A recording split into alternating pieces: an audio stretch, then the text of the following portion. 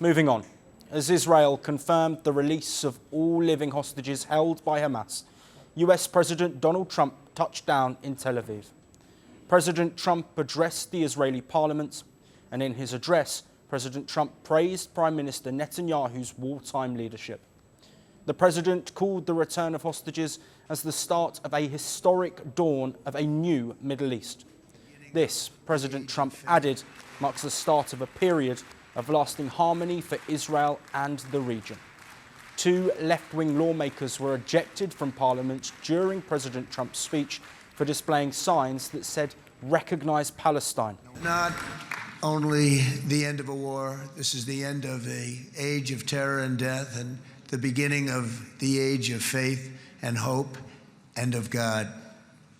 It's the start of a grand concord and lasting harmony for Israel and all the nations of what will soon be a truly magnificent region. I believe that so strongly. This is the historic dawn of a new Middle East. At the Knesset, Israeli Prime Minister Benjamin Netanyahu also thanked President Trump for the Gaza peace proposal, which he said ended the war. Prime Minister Netanyahu said Israel has now achieved amazing victories over Hamas and Iranian proxies in the Middle East. We welcome you here to thank you for your pivotal leadership in putting forward a proposal that got the backing of almost the entire world. A proposal that brings all our hostages home.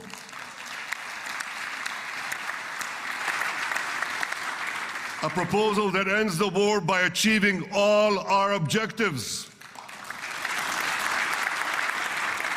A proposal that opens the door to an historic expansion of peace in our region and beyond our region. Earlier, Trump was greeted at the airport by Prime Minister Netanyahu and his wife Sarah, and the Israeli President and the First Lady. The leaders shared a warm handshake and a brief hug before huddling right on the runway for a quick conversation.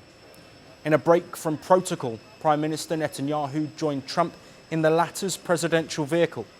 Trump's visit comes with a promise of conclusively ending the Gaza war, which the Hamas-run health ministry says has killed over 67,000 people in the enclave. Earlier this morning, Tel Aviv's beachfronts turned into a stage of praise for Trump. The US president's face was sketched on the sand, captioned "Thank you" and "Home." The crowds in Tel Aviv were heard chanting "Thank you, Trump," as the first convoy carrying Israeli hostages crossed over into Israeli territory.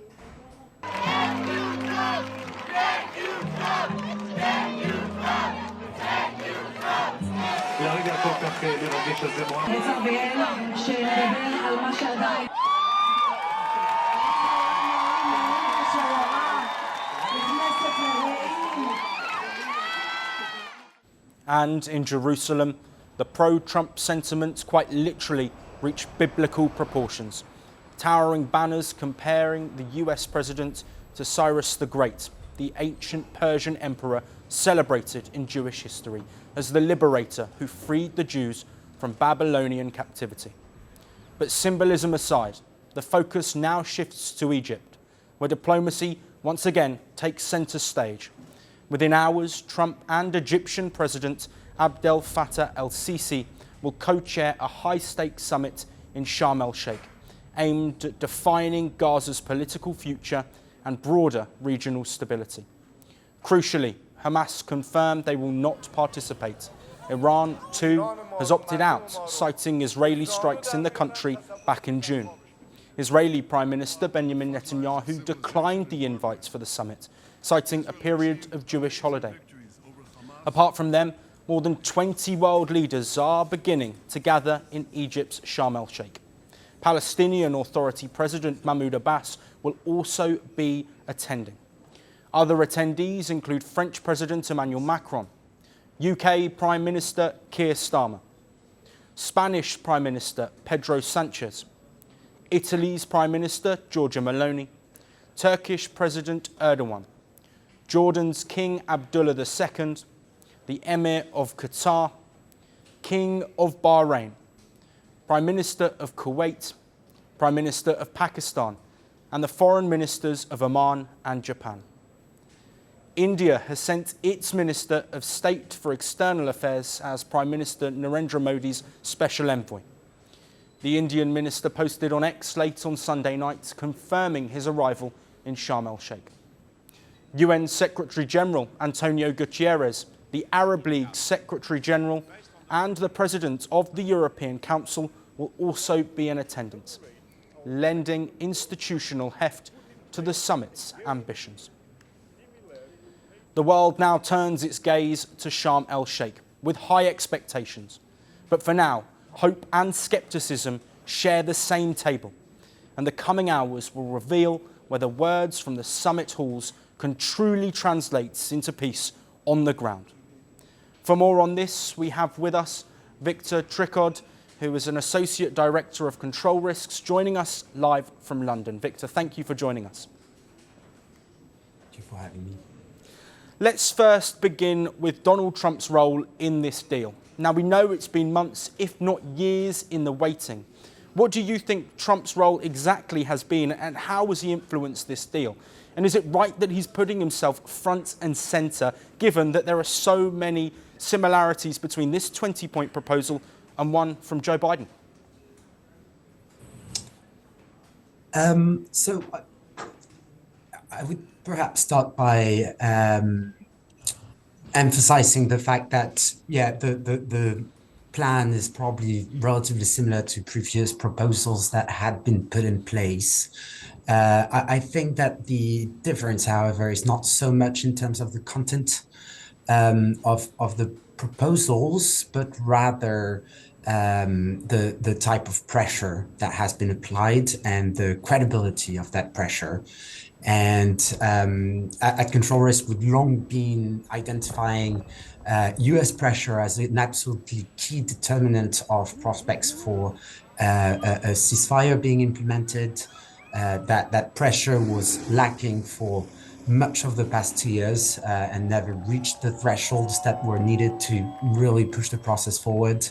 But it appears that Trump finally, in the last few weeks, the most recent few weeks, did step up that pressure on Benjamin Netanyahu, likely as a result, in part, of the strikes that Israel carried on Qatar in early September, generating significant instability in the region and significant concern among key US allies in the Middle East.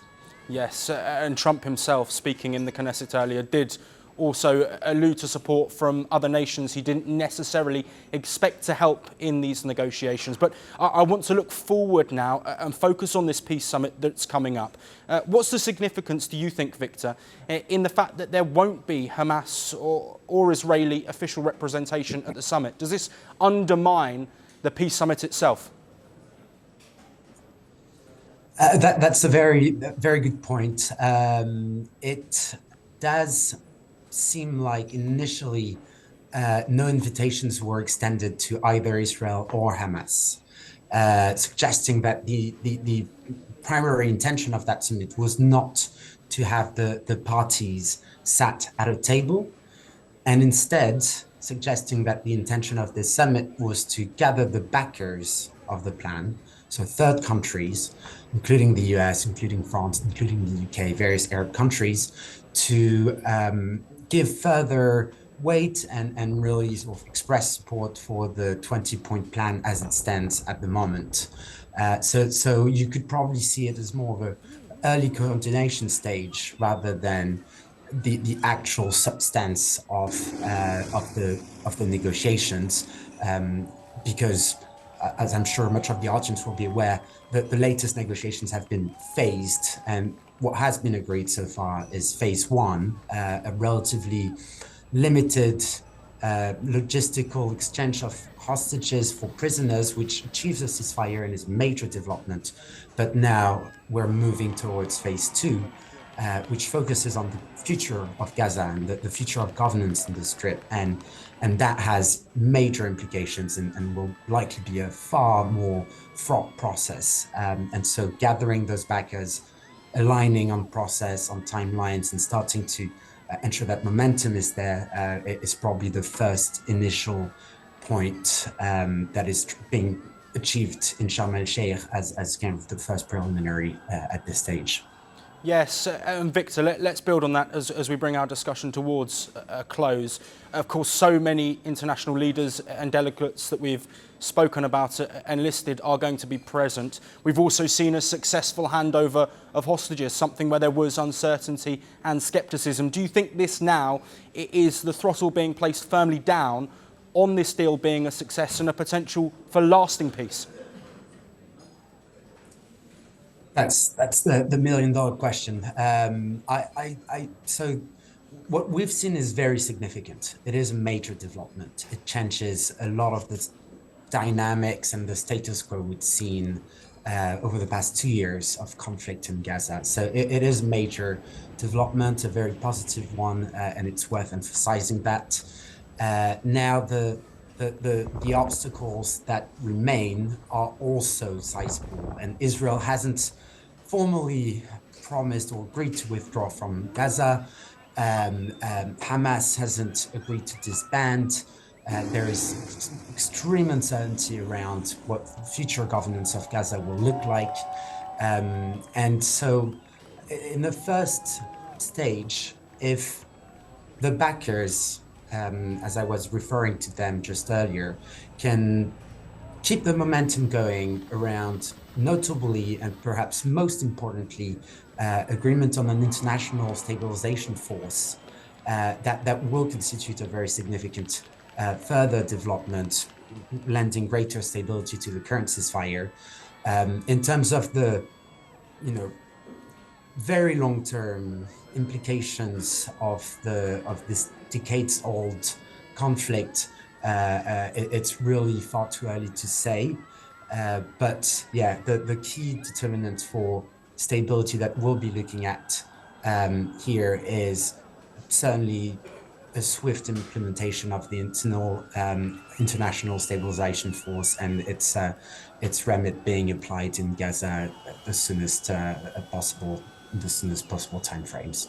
Yes, absolutely. Of course, questions remaining, but positive momentum. Victor, thank you ever so much for your insights. Thank you very much. Want the facts? The latest developments? News that gets straight to the point. Well, we've got all three just for you. This is Firstpost Live, a brand new show, your window into what really matters. Don't miss it.